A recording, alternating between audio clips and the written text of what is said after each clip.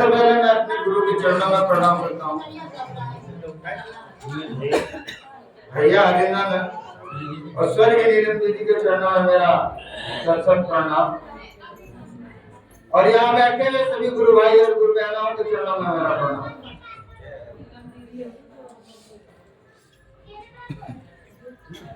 आज की जो पीढ़ी है, पहले तो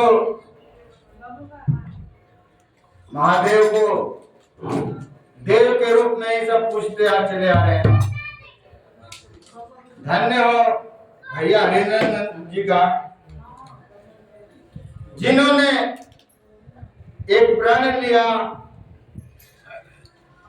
कि मैं पत्ते पत्ते से बुलवा दूंगा कि शिव गुरु है, और शिव का दिया हुआ ज्ञान जो है वो सिर्फ एक के लिए नहीं, कहते हैं कण कण में शिव है, कंकर कंकर में शंकर है।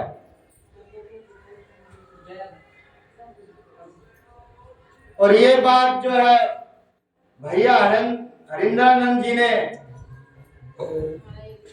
इसी प्रण को लेते हुए बताया कि प्रत्येक घर घर में शिव की चर्चा हो, शिव का गुणगान हो,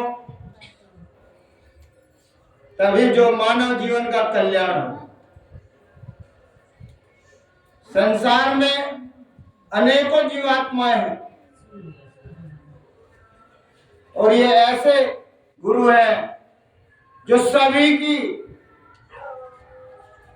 पे इनकी दृष्टि एक समान रहती है, चाहे वो देव हो, दानव हो, राक्षस हो, या गण हो, या उनका पुत्र हो, या उनकी बेटी हो। ये जीवन जीने की कला बताते हैं कि इस घोर कलयुग में मानव को कैसे जीना है। मित्र भी है, शत्रु भी है। मनुष्य तो ये नहीं, आज से नहीं सदियों से खुद भगवान के भी शत्रु हो गए। तो इसलिए जिन्होंने इन्हें गुरु रूप में नहीं पूजा है, नहीं माना है, नहीं गुरु बनाया है, तो कृपया इन्हें अपने जीवन में एक बार जरूर गुरु रूप में उतारिए। और उसका अनुभव मैं बता के जाऊंगा तो नहीं, अपने स्वयं पे विश्वास रखिए, आपको स्वयं अनुभव हो जाएगा कि हाँ शिव जो है गुरु है। गुरु कभी नहीं चाहता कि मेरा शिष्य फेल हो जाए,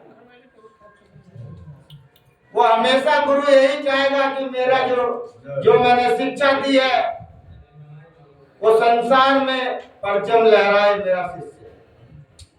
तो इसलिए शिव को गुरु बनाइए, अपना जीवन धन्य कीजिए। जगत पिता है, परमेश्वर माना जाता है।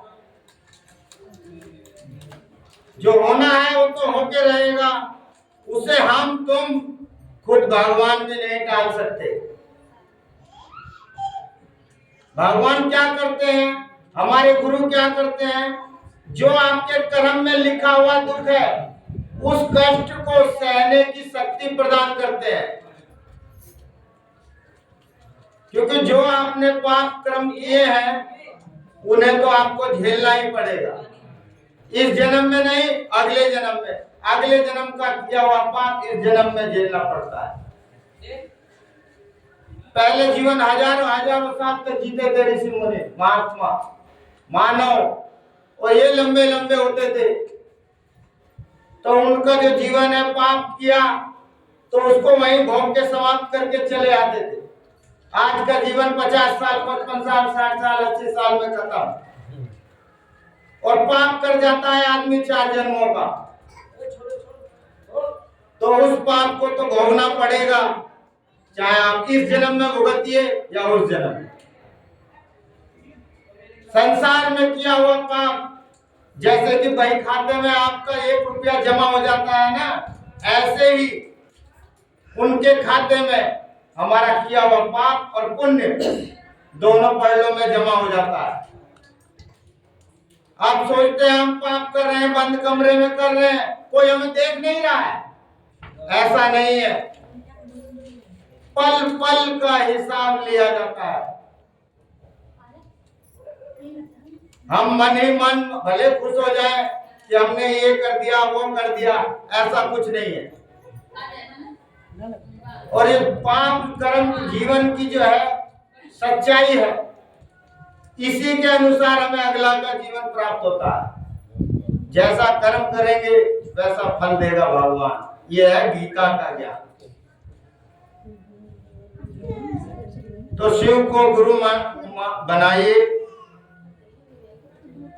और अपने जीवन को सफल बनाइए। खासकर जो आज की नई पीढ़ी है, अभी अभी एक बच्चा परीक्षा दे के आया, हमने पेपर देखा, पूछा तो पेपर में लिखा हुआ था अभिमन्यु के माता पिता का नाम लिखिए। अब बताइए, पहले जमाने में सबको ज्ञान होता था, आजकल किताब ही ज्ञान नहीं हो पा रहा, बच्चे पढ़ के भी नहीं ज्ञान कर पा रहे हैं। उन्होंने बताया तो सही, पर जो है सत्य वो नहीं बोल पाए। उसने बता दिया, अर्जुन पिता तो सही बताया, माता का नाम जो पांचाली द्रौपदी है वो बताया। जो इसका सही आंसर था वो उसकी माता का नाम सुभद्रा था, वो नहीं बता पाया। तो ये हमारी गलती है कि हम अपने बच्चों को अपने ही देश में, हिंदुस्तान में अपने ही भगवान का नहीं करा पाते।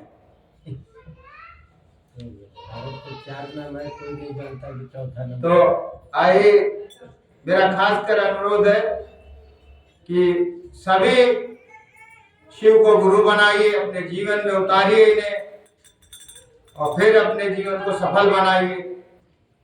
कहने का तात्पर्य यह है कि अपने जीवन को किस तरह हमें इसे घोर कलयुग में जीना है, और इनसे बड़ा संसार में कोई नहीं। चिंता करने की तो आवश्यकता ही नहीं है, जो होगा वो अटल है, होते रहेगा।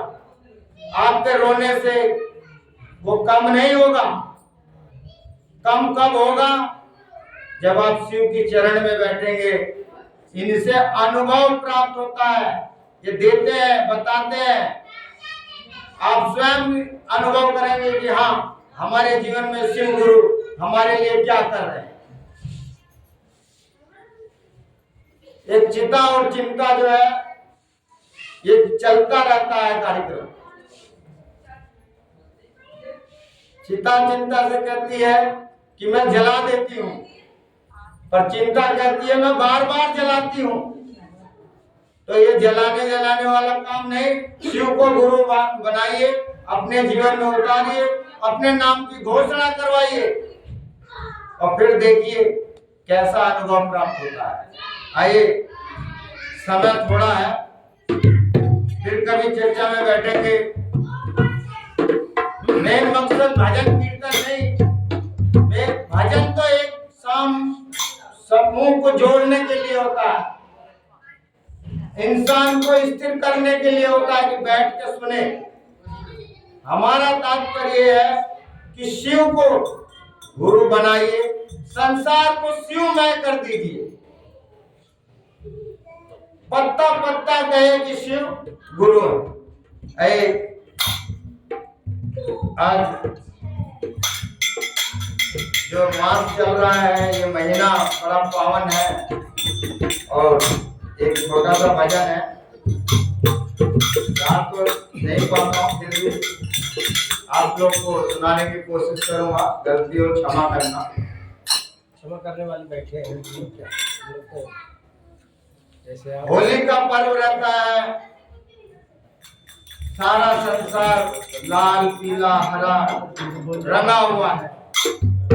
पार्वती जी और शिव भोले शंकर हमारे गुरु संसार में चारों तरफ विचरण कर रहे हैं, देखते हैं सभी लाले लाल। रंग में सराबोर है।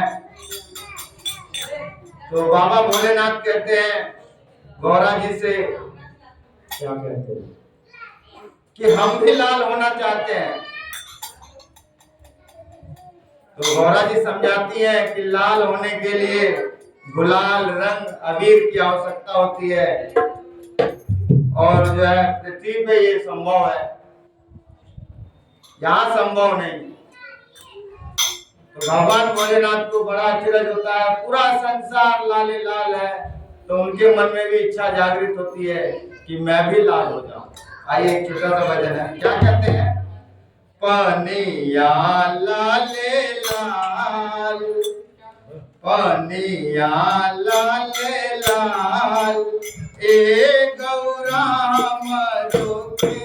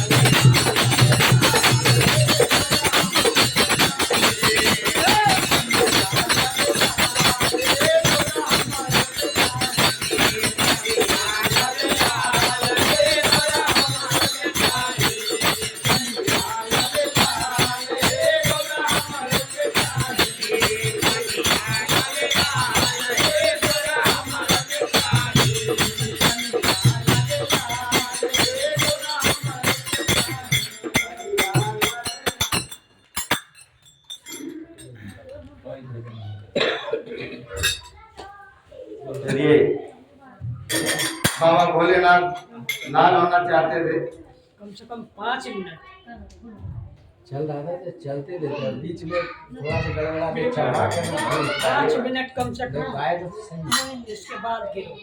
हाँ चलिए। चल रहा था चलने दे। ये छोटा सा भजन और जब ऐसा है तो एक और भजन। तो प्रथमे गुरु जी की वंदना, दूजे आदि गणेश, तृतीय मां शारदे मेरी कंठ करो बसे। हर हर महादेव। एक बार की बात है, बाबा भोलेनाथ की बारात चढ़ी हुई है, और उस बारात में देव दानव कीड़े मकोड़े राक्षस देवगण सभी चल रहे हैं। तो एक छोटा सा बच्चा देख के घबरा जाता है कि गले में इतना बड़ा नाग है। हाँफते हुए आता है, दौड़ते हुए अपनी माँ की गोदी में गिर जाता है, कहता है माँ। गौरा जी के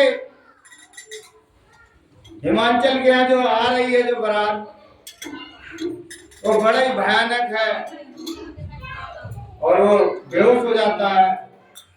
पानी के छींटे लगा के सब देखते हैं तो वो बच्चा जो है, जब बारात आती है तो लोग बाग धन लुटाते हैं, पैसा लुटाते हैं।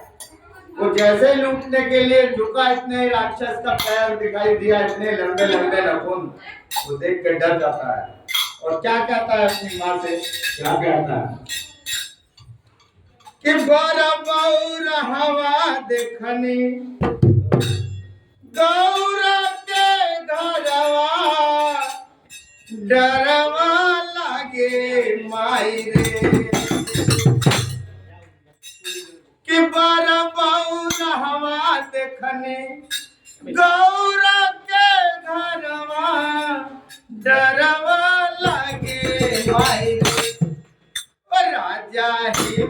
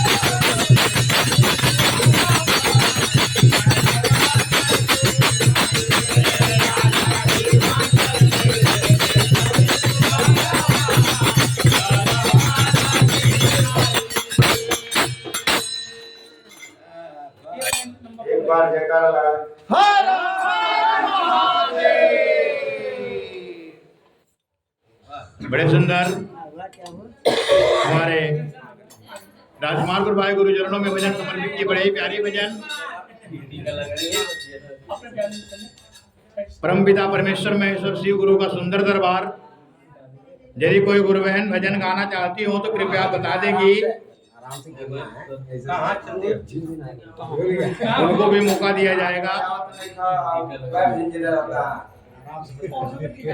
आइए अब हम चलते हैं दूसरे गुरु भाई के बाद, जो महादेव शिव गुरु के भजन गुरु चरणों में समर्पित करेंगे। राम बाबू आगे आओ, आगे आओ, तुम बहुत दिन की बात कर रहे हो। कहाँ पे बुला रहे हैं? यहाँ। हाँ तो माइक दे दो, माइक दे दो पीछे, माइक दो।